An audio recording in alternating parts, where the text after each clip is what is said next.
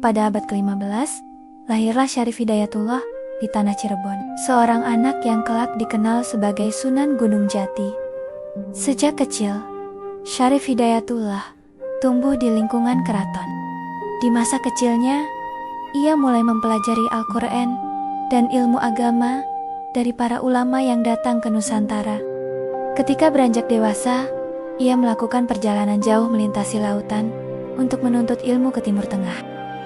Di sana, ia memperdalam ilmu agama Islam dan memperluas pengetahuannya tentang dakwah dan peradaban Muslim.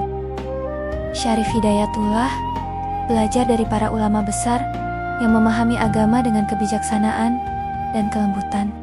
Setelah menimba ilmu bertahun-tahun, ia kembali ke Nusantara dengan tekad menyebarkan Islam secara damai. Ia tiba di pelabuhan Cirebon yang saat itu menjadi pusat perdagangan penting di pesisir utara Jawa. Di Cirebon, Syarif Hidayatullah mulai berdakwah kepada masyarakat dengan cara yang lembut dan penuh hikmah. Ia kemudian mendirikan pesantren untuk mengajarkan ilmu agama kepada generasi muda. Seiring waktu, dakwahnya membuat Cirebon berkembang menjadi pusat penyebaran Islam di wilayah Jawa Barat. Masyarakat kemudian menghormatinya sebagai pemimpin spiritual sekaligus pemimpin kerajaan Cirebon. Sunan Gunung Jati juga menjalin hubungan baik dengan kerajaan Islam lain di Jawa, seperti Kesultanan Demak. Melalui dakwah yang damai, ia mengajak masyarakat pesisir untuk mengenal ajaran Islam tanpa paksaan. Peran Sunan Gunung Jati juga sangat penting dalam menyebarkan Islam hingga ke wilayah Banten.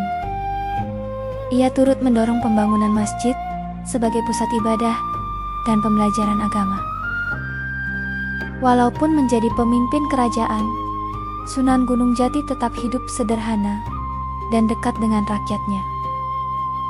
Selain berdakwah, ia juga sering memberi nasihat kepada para pemimpin tentang keadilan dan kebijaksanaan.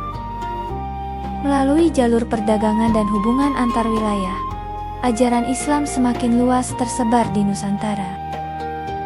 Sunan Gunung Jati juga melakukan perjalanan ke berbagai daerah untuk berdakwah langsung kepada masyarakat pedalaman. Ia mengajarkan Islam dengan menghargai budaya lokal, sehingga ajarannya mudah diterima oleh masyarakat.